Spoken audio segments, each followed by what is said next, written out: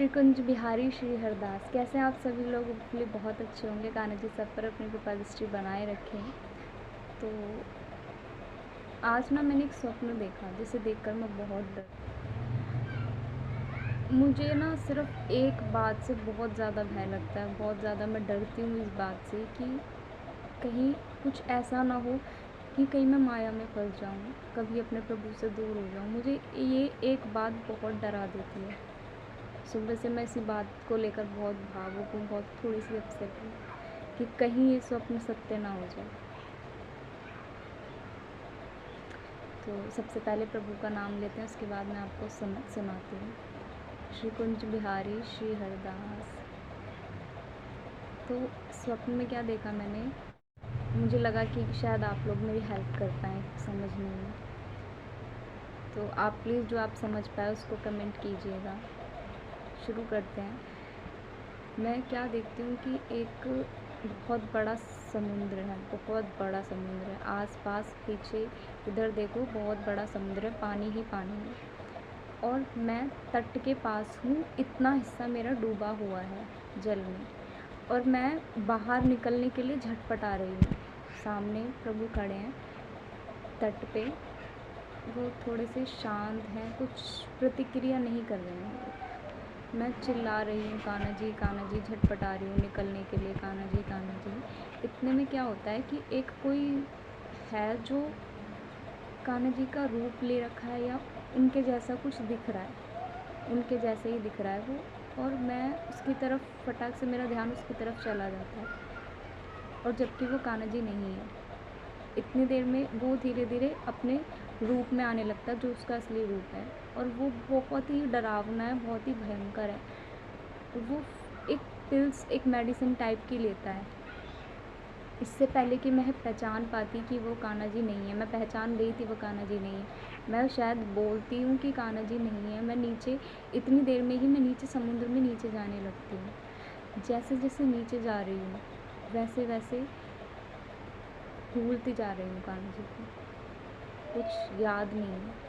मैं धीरे धीरे नीचे आ रही हूँ, और जैसे जैसे मैं नीचे आ रही हूँ उतने ही लोग बढ़ते जा रहे हैं। लोग यानी कि हमारे रिलेटिव्स, हमारे जान पहचान वाले।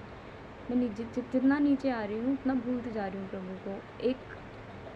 जब मैं थोड़ी सी नीचे आई तो एक नैनो सेकंड के लिए मुझे याद आया कि कान्हा जी कहाँ है। ये बात मैंने शायद बोली है, और फिर मैं भूल गई हूँ। फिर मैं नीचे और नीचे आ रही हूँ, मतलब और नीचे, यानी कि और रिलेटिव्स और लोग बढ़ते जा रहे हैं, जिनकी भीड़ में मैं कान्हा जी को भूल गई हूँ। और कार्य, लोग, रिलेशंस बढ़ते जा रहे हैं, रिलेटिव्स बढ़ते जा रहे हैं, जिनकी वजह से मैं कान्हा जी को भूल गई हूँ। अब मैं बताती हूँ, ये यहाँ तक था स्वप्न। अब मैं बताती हूँ कि इससे मैं क्या समझ पाई, इससे हम क्या समझ पाए। मैं बताती हूँ कि कुछ लोग बोलते हैं कि भक्ति में आने के बाद रिलेटिव्स, फ्रेंड्स, जिनसे हमारी जान पहचान होती है, तो उनसे दूरी होने लग जाती है। क्यों होता है ऐसा? ऐसा इसलिए होता है क्योंकि तब लगता है कि बस भगवान ही साथ दे सकते हैं और कोई नहीं। जब दुनिया से हेल्प मांगता है इंसान, मुसीबत में मदद मांगता है, कोई नहीं करता, उसके बाद हमें प्रभु की याद आती है कि कोई ना करे तो ना करे, प्रभु ज़रूर करेंगे, भगवान सबके साथ होते हैं। जब याद होता है कि भगवान है, इसलिए करते हैं भगवान जी ऐसा, प्रभु ऐसा इसलिए करते हैं ताकि हम प्रभु को कभी भूले नहीं।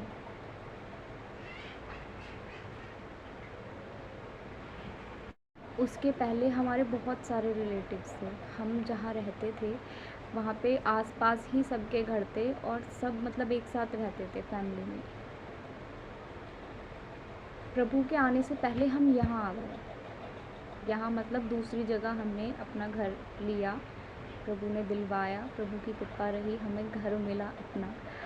तो तभी मैं नहीं समझ पाई कि मैं यहाँ क्यों आई, प्रभु क्यों लाए, क्यों मुझे सबसे दूर कर दिया। मुझे ये बात बहुत परेशान करने लगी थी। उसके बाद जब मुझे समझ आया कि प्रभु ऐसा इसलिए करते हैं ताकि हम प्रभु से कभी दूर ना हो, और हालांकि यही मेरी मतलब प्रार्थना में ही करती थी। इसलिए प्रभु ऐसा करते हैं कि हम प्रभु से कभी दूर ना हों, क्योंकि जितने ज़्यादा लोग रहते हैं उतने ज़्यादा हम मोह माया में रहते हैं। और आपको स्टार्टिंग का पार्ट याद है, जब मेरा ध्यान भटक के किसी और की तरफ चला गया था जो प्रभु जैसा दिख रहा था। तो इससे ये भी सीख मिलती है कि एक जो भक्त होता है उसे कभी चैंटिंग, कभी भगवान का नाम लेना नहीं छोड़ना चाहिए, क्योंकि ये जो मोह माया होता है वो ताक में रहता है कि कब ये बंद करें और कब हम इस पर काबू पा लें, मतलब इसको वापस मोह माया वाली दुनिया में ले जाएं, जैसा कि स्वप्न में हुआ था। तो हमें किसी भी तरफ ध्यान नहीं देना, किसी भी तरफ, कृष्ण की तरफ ध्यान देना है, प्रभु की तरफ ध्यान देना है और किसी की तरफ नहीं है, क्योंकि हमारा इतना सा ध्यान भटका और वो हमें वापस उसी दुनिया में ले जाएगा।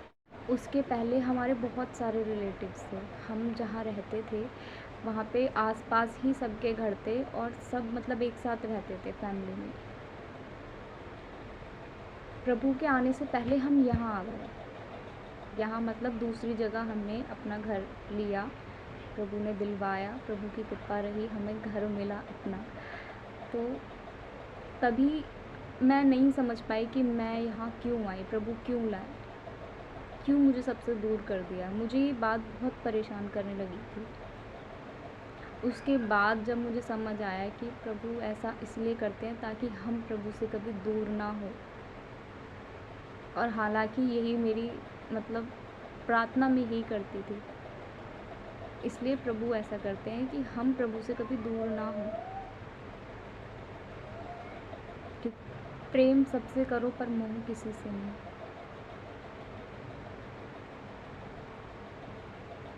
बस मैं ये बताना चाहती थी। अब आप जो समझ पाए हैं इस स्वप्न लीला से वो आप मुझे ज़रूर कमेंट बॉक्स में बताइएगा। बस प्रभु, मेरी तो सब प्रभु से यही प्रार्थना है कि किसी भी भक्त को खुद से दूर मत करना, हमेशा अपने चरणों से लगाए रखें प्रभु सबको, अपनी सेवा में लगाए रखें प्रभु सबको।